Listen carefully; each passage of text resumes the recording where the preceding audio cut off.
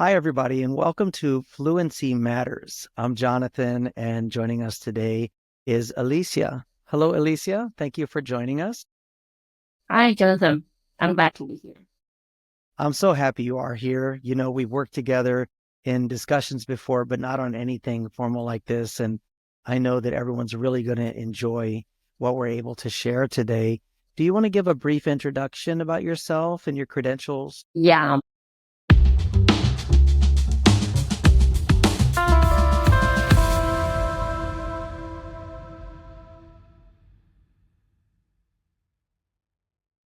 yeah. Thank you. First of all, thank you for giving me this opportunity. I appreciate it. My name is Alicia. Basically, I work as an English teacher and a communication coach. My job is to help other people to increase their job opportunities and enhance their job performance in their career and in their workplace by improving their communication skills as well as their job interview skills. That's what I do. And my another job is I work in a company, in an investment company. Yeah. Before this, I started my first career as a business journalist in video. Wow, very cool. I know you help with IELTS exams as well, right? For practicing for that, studying for IELTS exams. Yeah. Yes. Okay. And and if you guys don't know me, I'm a supervisor at a company here, but I'm a communicator. So I'm not a professional teacher. And we both have live streams on an app called Hello Talk, and we try to assist people in gaining fluency. And so fluency means different things to different people. Alicia, I usually bring the definition of fluency, meaning from thought to speech. Is that how you understand it, or do you have a different way of describing what fluency means?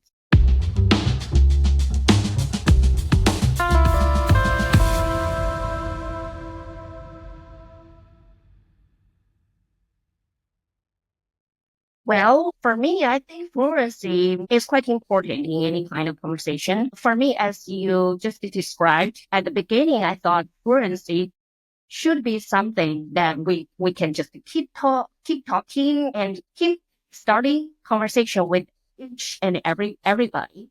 But I think the turning point that I started to have is that I realized that fluency is not only about speaking, but also about listening, active listening. Yeah. For example, what we are doing right now is that I'm listening to what Jonathan is going to say, what he is interested in, and what is value.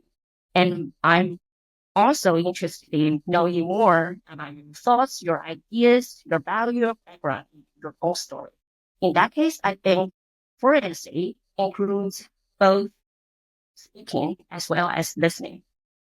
That's my own understanding. I like it. That was very detailed. And as a communicator, I've had to consider what communication is. There's a lot of things that come natural to me. I'm taking input from people's body language, their tones. There's so many things, patterns. And this has become a great partnership in helping those who are trying to achieve fluency for maybe just IELTS exam, or some people who really want to think and speak as if they were born in an English speaking country. And so we know that's a long path, everybody. That's not a short sprint. That's a lifetime of change. And Alicia and I are joining forces to try to bring both aspects of it. I'm more of a practical application emphasis. And I can teach some structured things, but as I said, I'm not called to be a professional teacher, although I can teach some things. Whereas Alicia's forte is that of a very regimented, structured teacher with specific goals in mind. And she's like a surgeon when it comes to shaping curriculum for whomever needs certain aspects developed. And so that's where we make a good partnership in this concept here. The title Fluency Matters means that fluency is important. It does matter, but also we're going to be discussing all of the facets of the things that make up fluency. So the fluency matter, right? And we're just starting today. We will list what we end up talking about. She and I were just discussing that we want this to be largely unscripted because she is great in spontaneity. I thrive in that element. So we'll probably cover a couple things today during this video. And of course, there'll be a link to the next video after this. And we'll leave it unedited for the most part. We want you to feel like you were here, that you kind of felt the podcast vibe of it all. As two people who are passionate about helping those develop fluency would have a conversation. Anything you want to add, Alicia? Yeah, that's fine. Thank you. You just I had a very detailed explanation and also interesting explanation about what we're going to do. And I'm interested in knowing more about your thoughts while we'll have further conversation.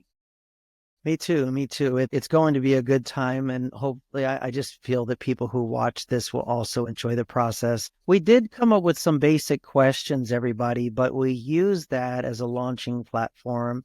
Of course, here you can view it and have subtitles. We plan to share this in our YouTube channel as well as other venues that we can upload to so that it's accessible and available as a resource to you. One of the things that we discussed was what is our respective milestones in language learning. I'll make it a little more general because I am not in immediate pursuit of another language. I know phrases in other languages to connect with people. I can speak Spanish for about 10 minutes and then I run out of all of my Spanish. I want to learn Spanish and I'm getting to where I want to learn more Mandarin because of the extended friends and family we have in China. One day I need to give focus and time to that. But for you, Alicia, you know Mandarin and English, and you do very well at English. Remember, we said it's an ongoing process of developing and refining. But what would you say your particular milestones were or are in learning? Or okay. This is a very interesting question. For me, in order to look back at what I have already gained or I have already finished, right? Because as you see that everybody wants to get more, wants to achieve more. However, without knowing what they have already achieved, they won't feel satisfied about their own life, right? Right. So from that perspective, thank you.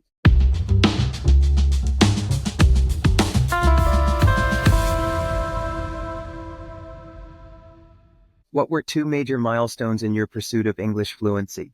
Okay, I think that I can just answer your question from two aspects. The first milestone that I got was the moment that I um got my degree, bachelor degree in English, in business English at my university. Yeah, when at I was at the age of 38. Yeah, this year I got 30. This year this year I turned 40 years old. So my milestone in my academic field for me, which is very important, was that I got my degree a while when I turned into 38 years old.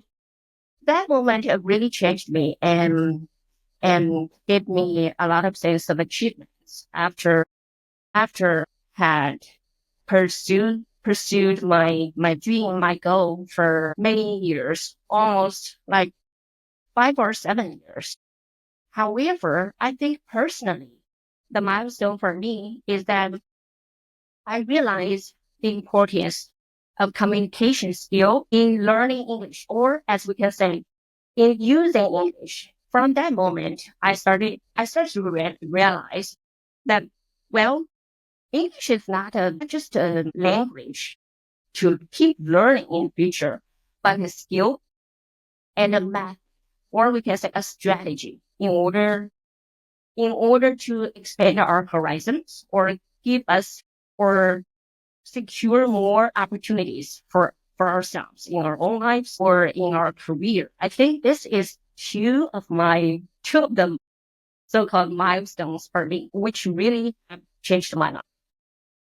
Wow. Thank you for that. And it's great to hear those kinds of testimonies from people who have experienced it. And so that people who are watching can know that you've experienced those things and those were pivotal moments or periods of known accomplishment for you. Of course, everyone, when you take on something as big as learning another language, I mean, essentially you're splitting your brain, basically. You're creating a dual pathway for thoughts to be turned into speech. So it takes a considerable amount of iteration and reiteration and processes. You have to be consistent with it. If you take a day off, then you can expect to digress a little bit, to regress, to lose ground. In other words, picture it like going up a hill and you have to stay in drive. If you put it in neutral, you'll travel a short distance, but gravity will bring you back. And so you have to consider that something like learning English is similar to, but more advanced in many ways than learning a musical instrument. You have to maintain practice and expressing yourself through that in order for it to really become a permanent part or pathway for you. And so having SMART goals, we'll talk about that acronym, is vitally important, something that is specific. So, Alicia, when I talk with people about their English learning, they say, I want to be fluent. Can you help?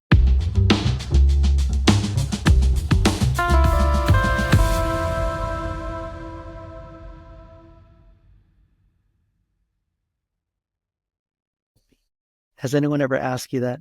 Can you help me become fluent? Yeah, yeah, sure. Maybe you just keep asking. As you said, they either say, I just want to speak fluently with other people. I want to sound like a native speaker. Yeah, those people, I think the most efficient way for everybody to make progress in their own life is to really know what they want to get with specific deadlines about time, and with a clear goal. Without that, you're going circles and make a lot of detours because for me, I quite understand that those people want to speak like, but I think that that's not a really, that's not a very realistic dream because just stay who you are is one of the most important things for everybody, right? Stay true to yourself because you're the only one across the whole world and nobody can replace you. That's one of the things that we need to remember that and to accept who we are. For me, I want to speak like a native speaker. I mean, I know even though in the future, if then I live in America or in Britain, I will still be somebody from other places, from any other countries. I cannot be, I mean, psychologically and physically cannot be a native speaker, right? The mindset and the background, I think the most important thing is for me and for everybody is to stay true to ourselves. Yeah, I agree with that completely. And news flash, everybody, how you perceive, there's perception and there's reality, right? There's ideal and there's real. And so if you were to come to America, you would find that most of us have some kind of accent, whether it's from the part of the country you live that has influenced you, or whether it's traces of where you've come from, your country. And accents do not matter to us. We are used to this dynamic in our country. To get here, you might have to do some different things to appease the requirements, but we do not scrutinize people based on accent here in this country. So to speak fluently, I bring it back down to thought to speech. Are you able to articulate your thoughts? Are you able to speak them clearly? Are you able to, at the most, take a moment of pause to assemble what you're going to say? Sorry? You're right. You're right. I mean, when you were talking about accent being China, I used to be a person who had accent while speaking Mandarin. No, but it's okay. I came from south of China. It's fine. Everybody understands that people from south of China, they've got accent, right? Mhm. So people are tolerate with this, and they focus on what they are talking about instead of trying to correct their accent or pronunciation. So, but I don't know why things become different when it comes to speaking English. Well, some of it is that in other countries where the competition is very strong, they use that as a way of turning the big list of applicants into a smaller list. You can't do that here in our country. It's called discriminating against certain facets of a person, certain things. And so, but in other countries, I've heard that that is a factor. You could get promoted if you have a more native sounding accent, and you could be overlooked if you don't.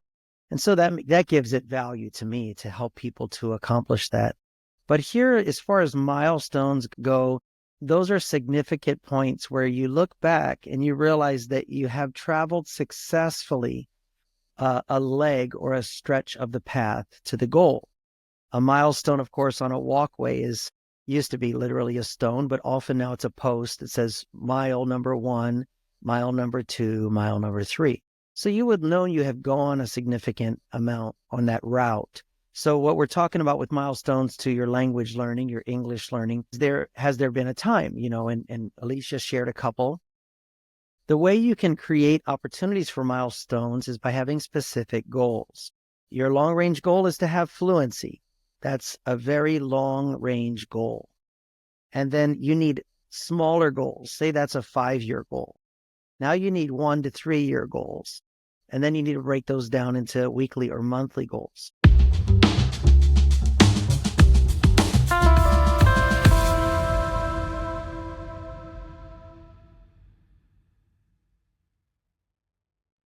The reason it's so important because of the SMART acronym, S.M.A.R.T, it gives you a focus. Like, what am I learning specifically this week?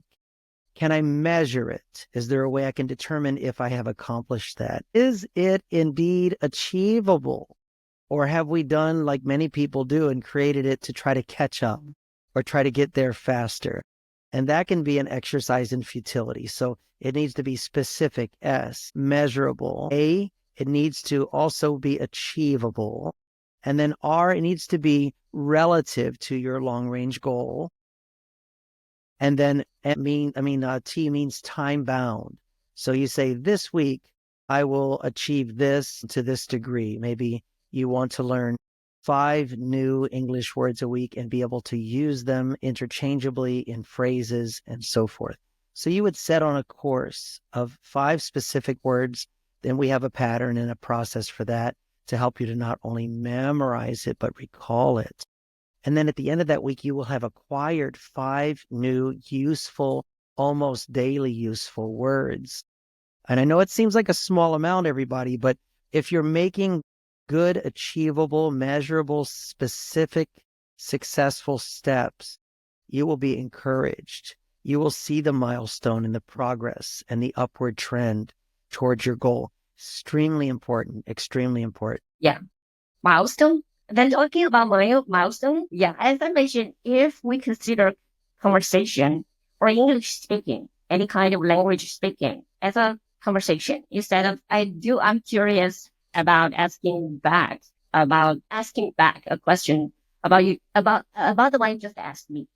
Yeah, your milestone specifically, you have been, let's say, you have been working or you have been helping other people on our talk for almost 2 years, right? More than 2 years, right? So what was or what is your milestone? Helping other people improve their English speaking fluency. Okay. Or what is that? What have your thoughts about for Yeah, the Wi-Fi's breaking up a little bit, but no problem. Thank you for that. And it sounded like such a journalist. Did you guys hear that? She went in journalist mode on us. I was like, whoa. So my specific, that was in last year. it was wonderfully stated. I mean, timeline for me, if I can summarize, it's difficult for me to not use a lot of words, but I did want to learn more Mandarin. I knew a few phrases, and a friend of mine who has a very successful YouTube channel speaks fluent college level Mandarin and Japanese. And I asked her about a place I can go to learn, and she recommended Hello Talk. And so I was there and I was really impressed with what they had at the time. This is 3 years ago, a little more. And so I but I became aware of how important it was for people to learn English for them and their families. And as an American, someone born here, I've often taken things for granted until I understand the world and other people's hurdles. And it really got me when I talked with people and they told me that they need to have English fluency in order to achieve certain things, significant things for them and their families. And so immediately my desire to learn to learn Chinese or Spanish, it really reduced it. It shrunk so fast because I'm older. I don't need it for my job. And when I heard the value of them learning English, and then people started to tell me that they could understand my English clearly.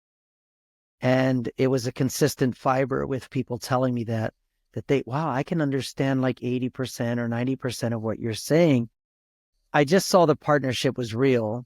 And I think I just answered that calling and started working one-on-one in language exchanges. And I started to mostly with the people of China. And I started to discover ways to help them in the ways they needed help, but it was very organic. I don't think in here. I think as I talk and discuss things, it's kind of out here. I don't know if there's a name for that, but I process my thoughts externally, not internally. And then I realized, man, I need to do more. And Hello Talk gave birth to voice rooms and live stream. And they allowed me to live stream, even though at first they didn't, because I didn't have teaching credentials and they required them. In the beginning, they required them. And so Stephanie, an actual credentialed teacher as well, she heard me in a voice room and she encouraged me and said, you are a teacher. You need to be on here teaching. Ask them again. And so I did, and they granted me that. So I consider it a privilege to be able to speak into the country of China as well as other places. And that was the beginning. And then from there, I just learned as I went. So milestones was the question. So a significant milestone is when I saw the response of the followers. I don't do a lot for business model. I don't do a lot for advertising.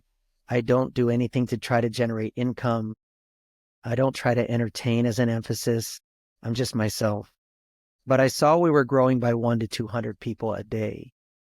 I thought that was normal because it was a new venue. I met a few other live streamers like Stephanie and Mick, and then you were in our group for a season and you became a live streamer. And I thought, this is normal. This is just normal. So now fast forward here, when we hit the tens of thousands of followers, I think we're rapidly approaching 50,000 followers now. I thought, I'm repeating myself a lot, so I should record this. And then I started working on making it available on YouTube and TikTok and overcoming the obstacles of having things in China by using Bilibili and Redbook. And that was a significant milestone when I saw the growth. I understood I was able to meet the need, even though I'm not credentialed technically. So that would be a really big milestone. And then lately the milestone was actually getting 1,000 subscribers on YouTube, and now 1,060, but starting to be groomed towards commercialization where we'll get income for the community. So those are two big milestones for me. And I hope that you're the journalist. Yeah. People say that it's a journalist's responsibility to ask questions.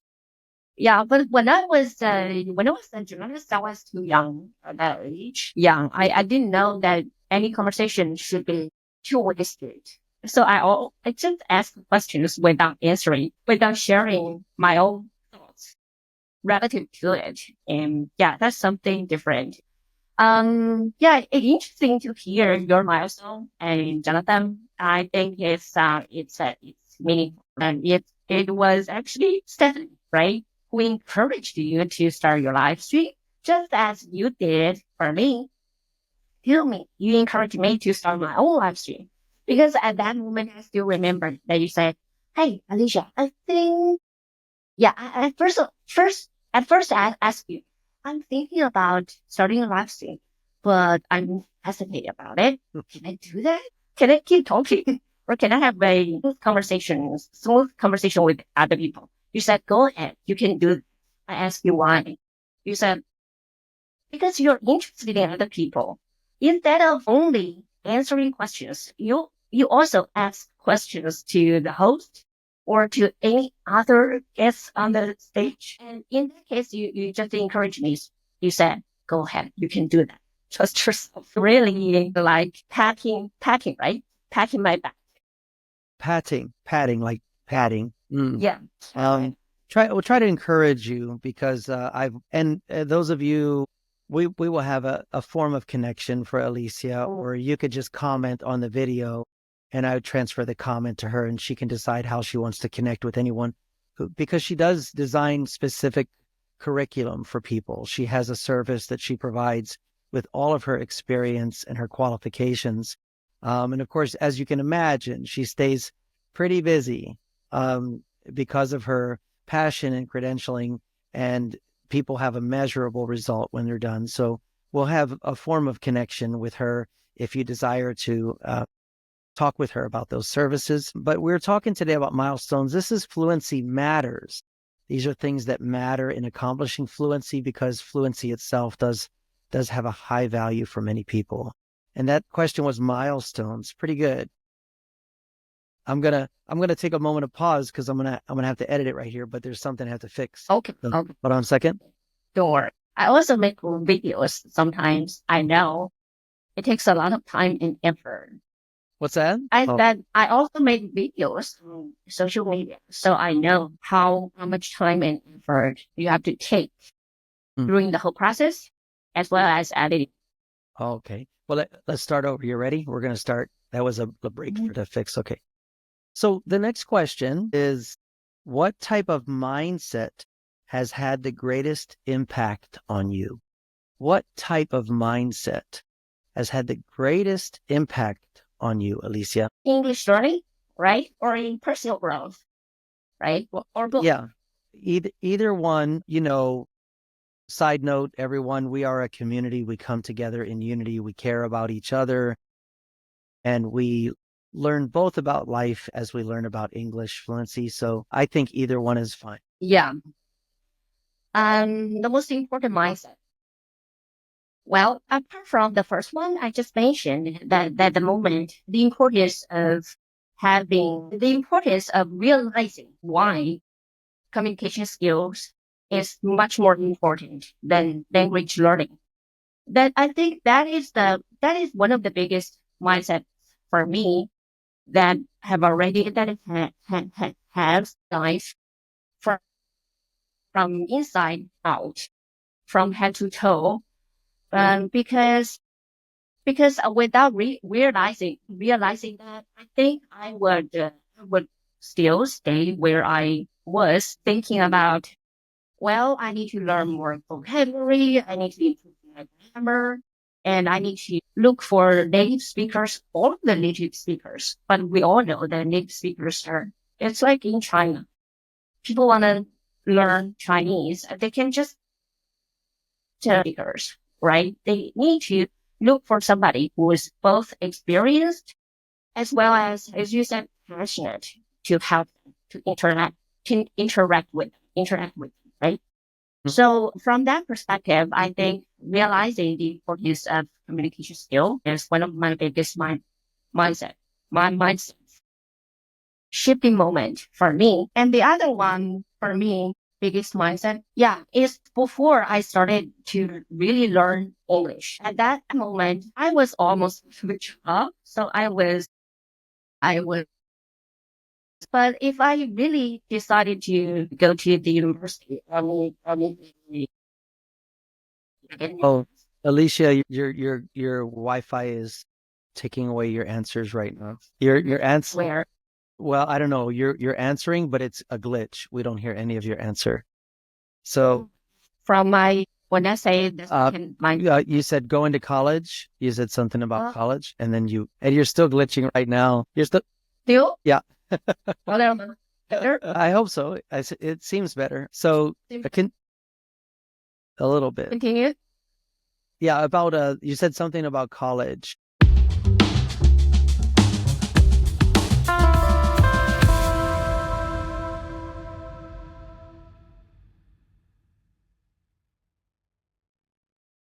Yes, yeah. At that moment, I wanted to go to college to learn English, to learn specifically business English, to help increase the job opportunities in my career. But I didn't have enough money. That's one thing that drove me. I wanted to do that, but I was hesitant about the money. Then after a while, I just asked myself, do you really want to do that? Or it's just about money? And then I decided to borrow money from my mom. Honestly, she wasn't that supportive at the beginning. The reason I mentioned in your live stream, she said that it's not a smart move. It might not be a smart move to change your career at your 30. But I didn't believe it. I didn't believe it. And I said, do you want to borrow me money or not? Or just rather reject me? And in the end, and she lent me the money and I applied for the university. And I think that was one of the biggest milestones for me. Not milestone, biggest mindset shifting for me. Because from that moment, I realized the importance of taking action, of being able to prevent all of the noise outside of me. I started to realize the importance of listening to to see what I'm saying inside myself, what I want to get or who I want to be in the future at the bottom of my heart. So that is the biggest mindset Hmm. that has Hmm. changed. And the mindset or the way you fix your focus is important. It's part of having a vision of where you're going, and you assemble that in the beginning, and then you have to have a fixed position, a plan, a purpose, a drive. And that's what we're talking about, everybody, when we say mindset. Like, what is your mindset? How much priority are you giving this? Are you determined? Are you fully committed? And your actions will reinforce what your verbiage is. So if you say, I really want to be fluent, but yet you're not practicing every day, it does not mean that you do not want to be fluent.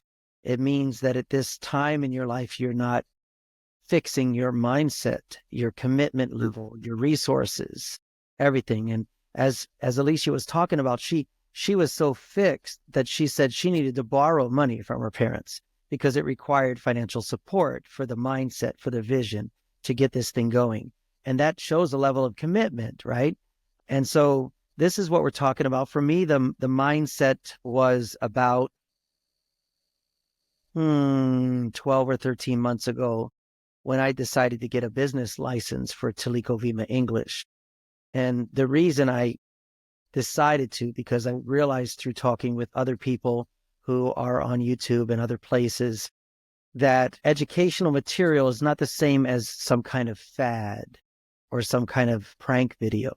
Educational material, especially if it's infused or transitioning from a community like we have in Hello Talk, is going to have longevity because you have a community. They care about hearing things through the way you explain them. You don't have to reinvent anything. They just want to be led by and encouraged by and fed by the ability of the person or people that are doing it. So I understood that at some point there could be a dramatic increase in resource.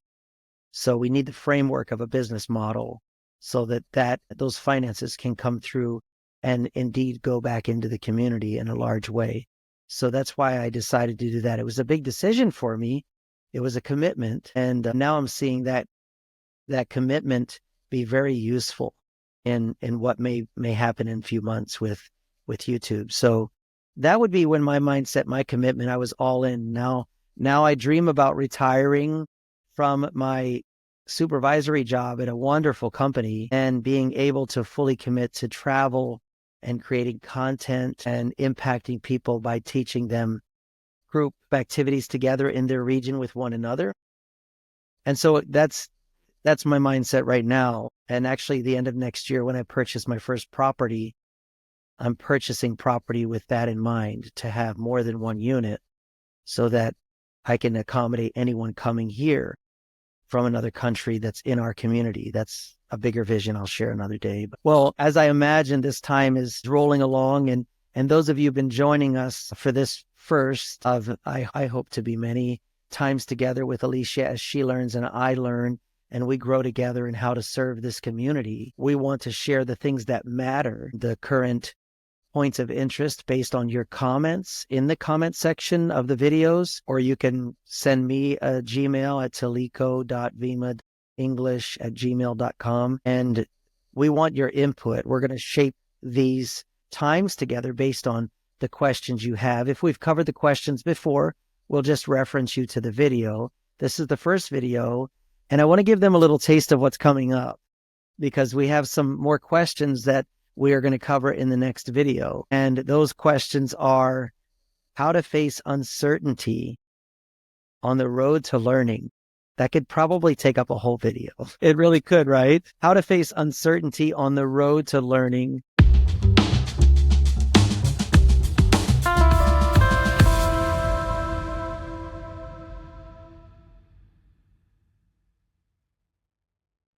Why is learning communication skills more important than learning English grammar and vocabulary?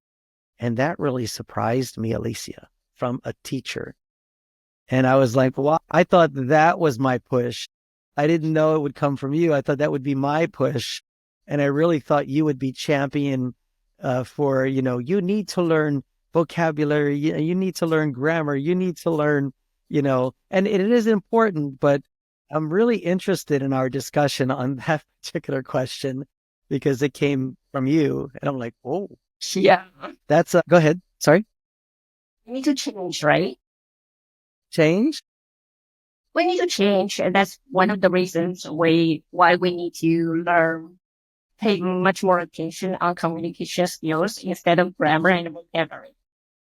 Yes. Because in China, a lot of people, even though they have already got, let's say, doctoral degrees, some of them are still struggling with speaking.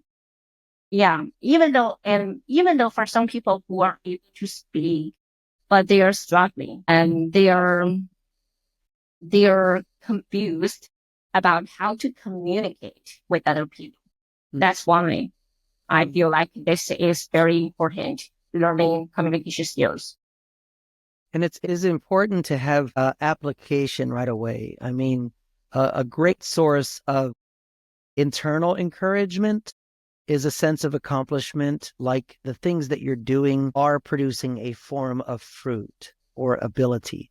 So learning dialogue, for example, just memorizing script and a interaction with someone can encourage you because you can have common conversations for a period of time. You don't have free thought per se, but when they say, how are you doing? You say, I'm doing fine. Thank you. How are you? And you have a little volley of verbiage. It's encouraging because you feel that you're simulating what it's going to feel like to be able to actually speak in English. And so I am a proponent of learning useful dialogue early on.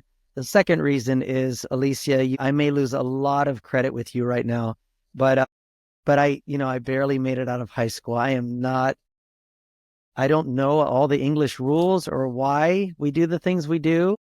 I just know that I have an editor's eye. When I see something or hear something, I know whether it's correct or not.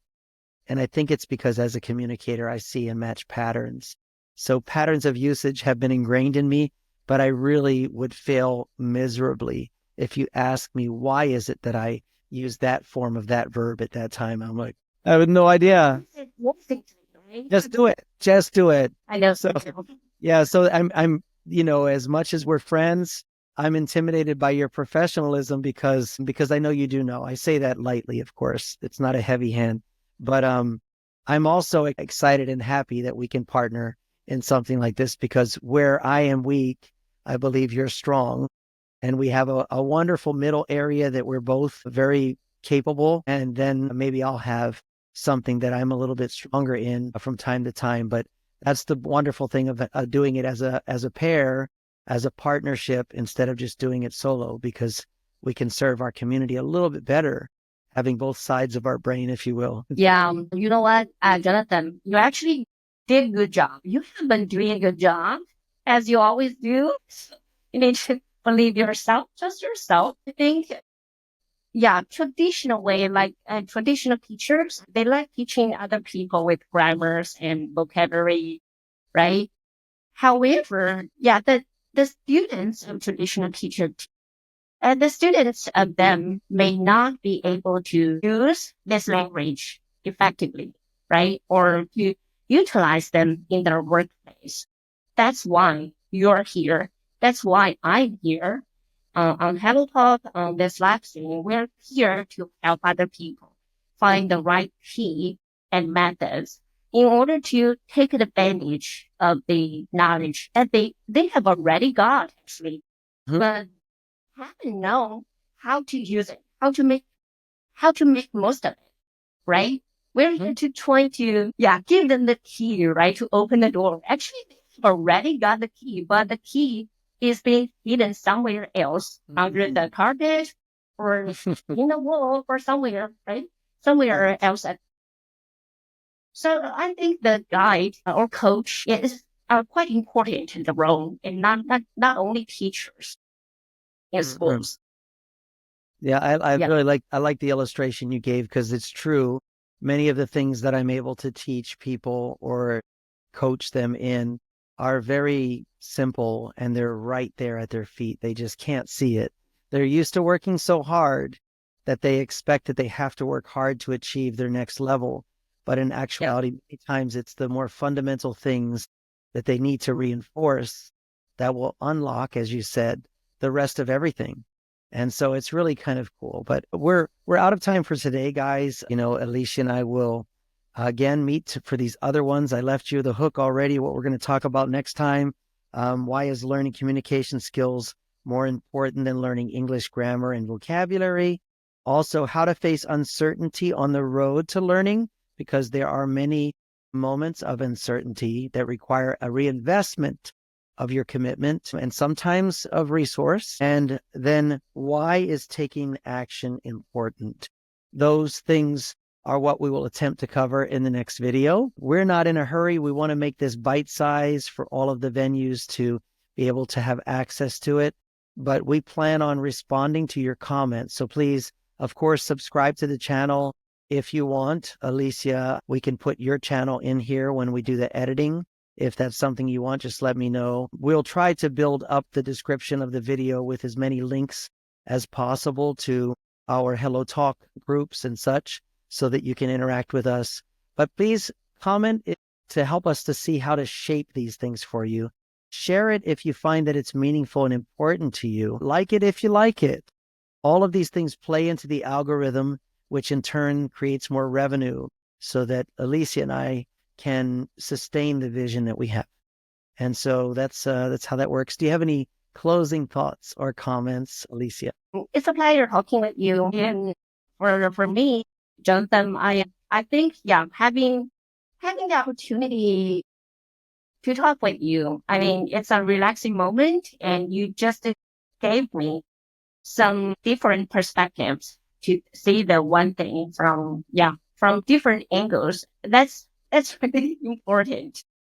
Yeah, it's nice talking with you. And thank you guys for joining.